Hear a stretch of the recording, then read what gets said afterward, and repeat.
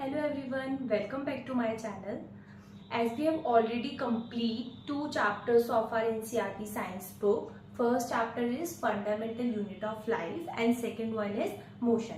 So today we are doing matter in our surrounding. We are starting new chapter. Okay, matter in our surrounding.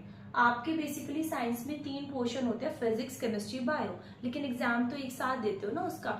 तो हम अपना एक physics का chapter finish कर चुके हैं, जो मोशन था, फंडामेंटल यूनिट ऑफ लाइफ आपका बायोलॉजी में आता है, वो भी फिनिश हो चुका है। अब है आपका मैटर इन आवर सराउंडिंग, जो आपका केमिस्ट्री में आता है। ठीक है, तो आज हम ये चैप्टर स्टार्ट करते हैं। ध्यान से समझना, ये चैप्टर बहुत इजी है, बहुत कम क्वेश्चन आते हैं इस चैप्टर में से, लेकिन बहुत इजी चैप्टर है, तो इजीली आप कर लोगे अगर आपको कंसेप्ट क्लियर है। क्लियर ना? आपके चैप्टर में है मैटर इन आवर सराउंडिंग, तो सबसे पहले हम समझेंगे व्हाट इज मैटर। मैटर क्या होता है? ठीक है, तो सबसे पहले हम डेफिनेशन देखते हैं कि what is matter.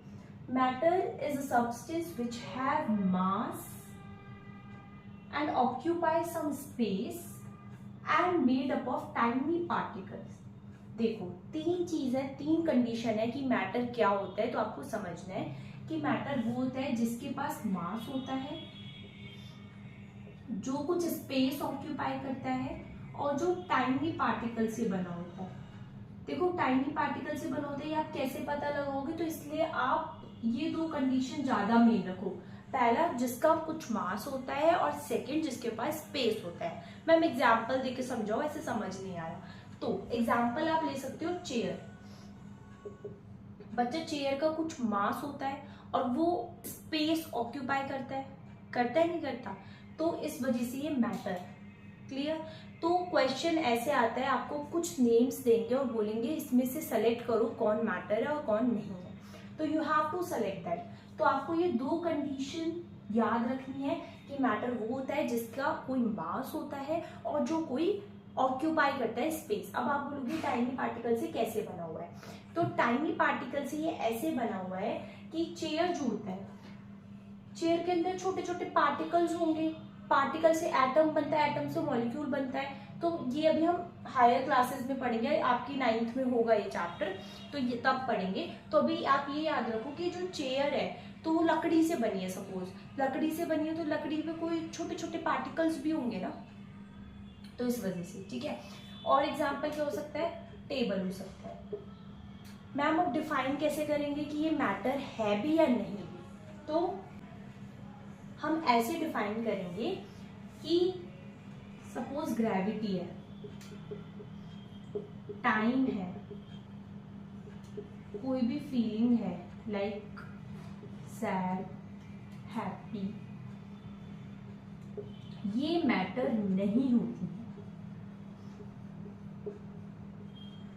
Suppose gravity है, कोई मास होता है, आप अपनी आंखों से देख सकते हो ग्रेविटी को? नहीं ना, तो ना कोई मास होता और ना कोई स्पेस ऑक्यूपाई करती है, दैट्स व्हाई ये मैटर नहीं है। We are not considered as matter, right? Time कोई आपका स्पेस लेता है, कुछ उसका मास, कोई वजन होता है? नहीं होता ना, तो that's why we are not considered this as matter.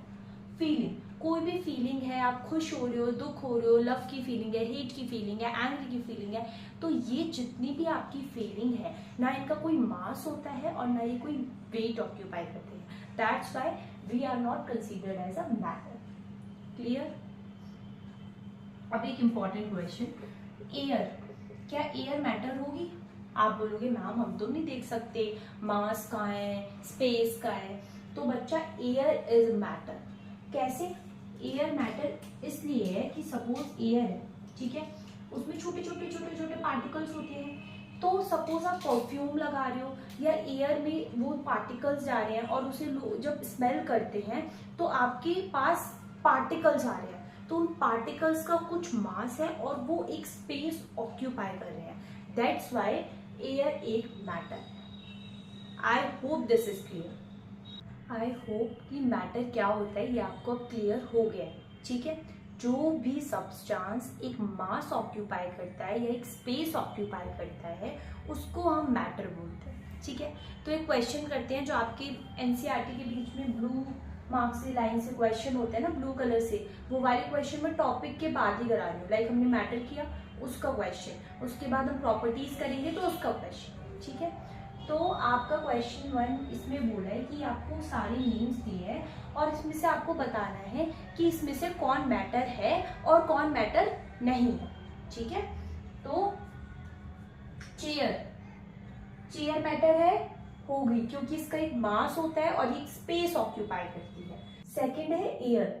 अभी बताया था कि हम एयर को मैटर कंसीडर करते हैं बिकॉज जो उसमें पार्टिकल्स होते हैं, सपोज आप अगर आपकी लैंग्वेज में बोले जो भी धूल मिट्टी होती है वो एक पार्टिकल ही तो है, तो वो आपके एयर में एक मास ऑक्यूपाई कर रहे हैं और एक स्पेस ऑक्यूपाई कर रहे हैं, दैट्स वाई हम इसे मैटर कंसीडर करेंगे।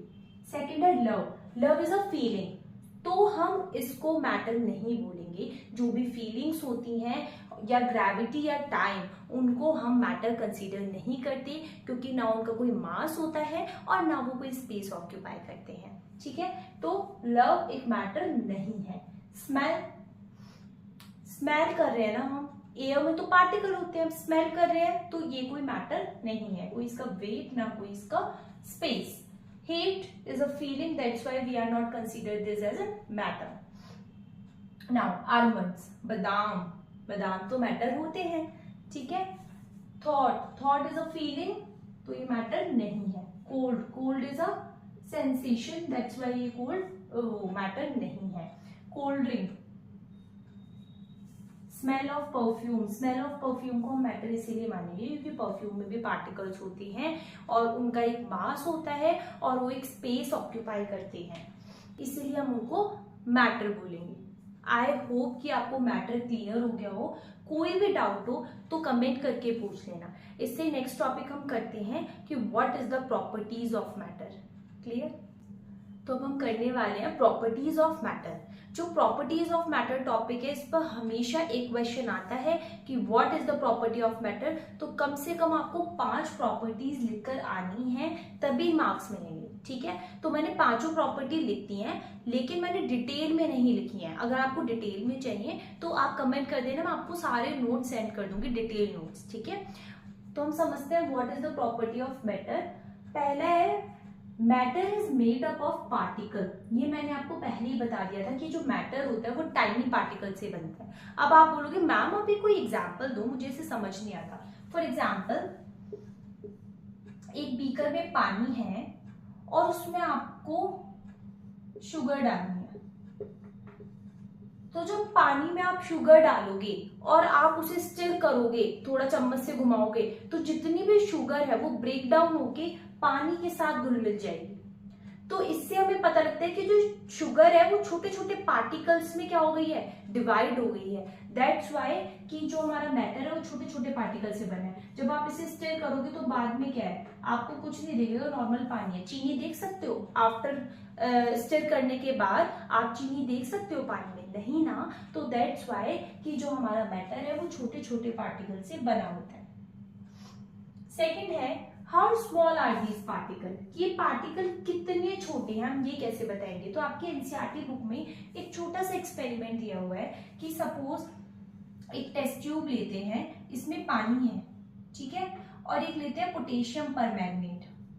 बच्चों, पोटेशियम परमैंगनेट आपका एक केमिकल होता है, ये आप आगे भी पढ़ोगे, तो ये इसका फॉर्मूला होता है। तो अगर पोटेशियम परमैंगनेट को आप इसमें डालोगे तो ये जो है ये पिंक कलर का हो जाएगा। कौन से कलर का हो जाएगा? पिंक कलर का हो जाएगा। फिर आपको एक और टेस्ट ट्यूब लेनी है, उसमें भी पानी है और आप इसमें से थोड़ा सा 10 ml मान लो, 10 ml लेके इसमें डाल रहे हो, तो ये भी पिंक कलर का हो जाएगा। आप ये प्रोसेस करते रहोगे तो आपका जो पिंक कलर है वो फेड ही नहीं होगा। तो इससे पता लगता है कि जो पोटेशियम परमैंगनेट है, जब आप उसे बार बार टेस्ट ट्यूब में डाल रहे हो तो वो कितने छोटे पार्टिकल में डिवाइड है, आप देख भी नहीं पा रहे कि वो पिंक कलर में कन्वर्ट हो रहा है। आपने सबसे पहले 10 ml डाला, फिर आप 5 डाल रहे हो, फिर 4, 3, 2, 1, लेकिन तभी भी पिंक कलर में हो रहा है, ठीक है। तो मिलियंस ऑफ पार्टिकल प्रेजेंट होते हैं। क्लियर? तो particles of matter, how small are these particle? Clear? Third है particles of matter have space between them. जो पार्टिकल्स होते हैं उनके बीच में स्पेस होता है। स्पेस कैसे, सपोज मैं एग्जांपल देती हूँ, आपका कोई फ्रेंड है, मैं बोलती हूँ रामू, और यहाँ पे राम, बीच में श्याम आ गया, तो there is a space between Ramu and Ram, ठीक है। तो same as it is, suppose पानी है आपका और मैंने चीनी डाली, तो पानी के पार्टिकल्स के बीच में चीनी एक स्पेस ले लेगी, दैट्स व्हाई पार्टिकल के बीच में एक स्पेस है, तो इसलिए बोलते हैं particles of matter have space between them, they have constantly moving.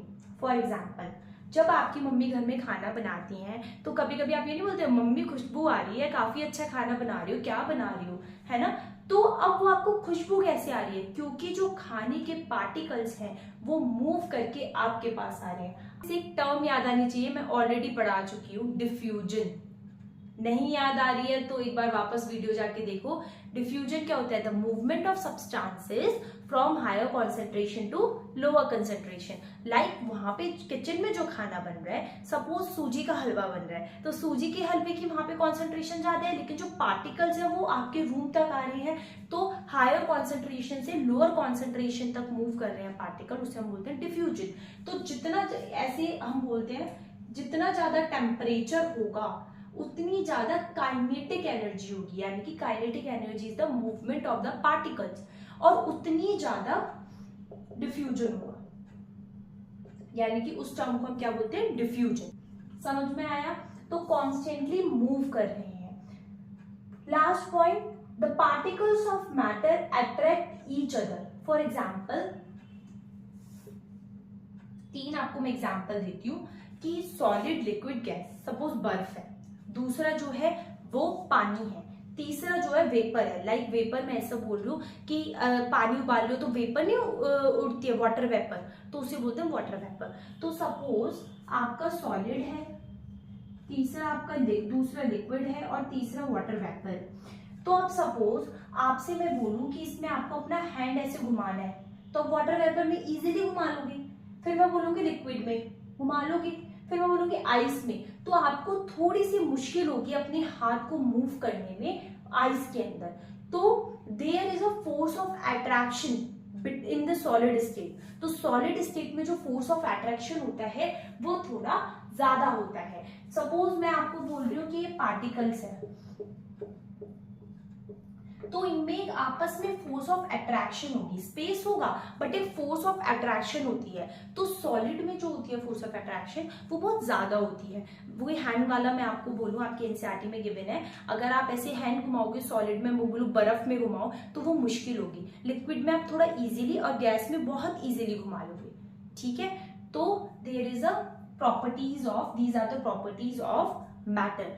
हमेशा एक क्वेश्चन आता है आपके चैप्टर के बीच में, क्वेश्चंस होते हैं, उसमें भी एक क्वेश्चन है कि what are the characteristics of particles of matter. तो you have to write these properties and you have to explain it by example. If you want any detailed notes, इसके किसी की भी आपको डिटेल नोट चाहिए, fundamental unit of life, motion या इसके, तो आप कमेंट कर देना, मैं आपको शेयर कर दूंगी, ठीक है। I hope this is clear. Questions देख लेते हैं। तो आपका ये बीच में क्वेश्चन जो है वही वाले हैं, अभी एक्सरसाइज क्वेश्चन हम लास्ट में करेंगे, वो वाले में डिस्कस नहीं कर रही हूँ। तो क्वेश्चन है, the smell of hot seasoning food reaches you several metres away, but to get the smell from cold food you have to go close. मतलब अगर कोई गरम गरम खाना बन रहा है तो आपके पास, आपके रूम तक स्मेल आ जाती है, लेकिन अगर कोई स्टेल फूड है, बासी हो चुका है, या फिर कोई भी कोल्ड फूड है, तो उसके लिए आपको पास में जाना होता है, आपको दूर तक स्मेल नहीं आती। ऐसा क्यों होता है, ये मैंने इसका रीजन अभी अभी डिस्कस किया है। पहले 2 मिनट वीडियो को पॉज करके खुद सोचो। जिसको आ गया वेरी गुड, जिसको नहीं आया मैं समझा देती हूँ, कोई बात नहीं, इतनी बड़ी बात नहीं है। क्योंकि बच्चा, जो आपका हॉट फूड होता है उसकी काइनेटिक एनर्जी बहुत ज्यादा होती है, क्योंकि पार्टिकल जो है वो ज्यादा मूव करेंगे, जितना ज्यादा टेम्परेचर उतनी ज्यादा काइनेटिक एनर्जी।